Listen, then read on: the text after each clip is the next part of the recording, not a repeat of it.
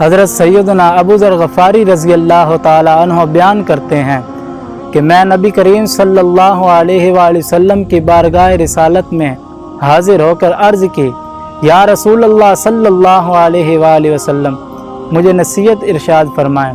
تو آپ صلی اللہ علیہ وآلہ وسلم نے اسے یہ نصیحت ارشاد فرمائی۔ آپ نے فرمایا کہ میں تمہیں حسن اخلاق اپنانے اور خاموش رہنے کی نصیحت کرتا ہوں۔ یہ دونوں عمل بدن پر تو ہلکے ہیں لیکن میزان پر بھاری ہیں۔ حضرت سیدنا ابو ہریرہ رضی اللہ تعالیٰ عنہ روایت کرتے ہیں، آپ فرماتے ہیں کہ نبی کریم صلی اللہ علیہ وسلم نے ارشاد فرمایا، خاموشی بلند عبادت ہے۔ صلو علی الحبیب صلی اللہ تعالیٰ علی محمد صلی اللہ علیہ وآلہ وسلم۔ ایک اور روایت میں آتا ہے کہ حضرت سیدنا عبادہ بن صامت رضی اللہ تعالیٰ عنہ سے روایت ہے، آپ بیان کرتے ہیں کہ ایک دن نبی کریم صلی اللہ علیہ وآلہ وسلم گھر سے باہر تشریف لائے اور سواری پر سوار ہوئے تو حضرت سیدنا معاذ بن جبل رضی اللہ تعالیٰ عنہ آپ نے عرض کی، یا رسول اللہ صلی اللہ علیہ وآلہ وسلم سب سے افضل عمل کون سا ہے؟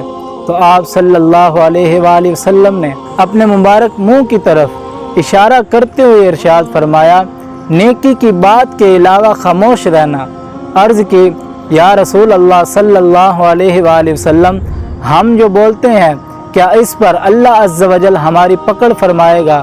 تو آپ صلی اللہ علیہ وآلہ وسلم نے ارشاد فرمایا، اے معاذ تم پر تمہاری ماں روئے، زبانوں کا کہا ہوا ہی لوگوں کو اوندے منہ جہنم گرائے گا۔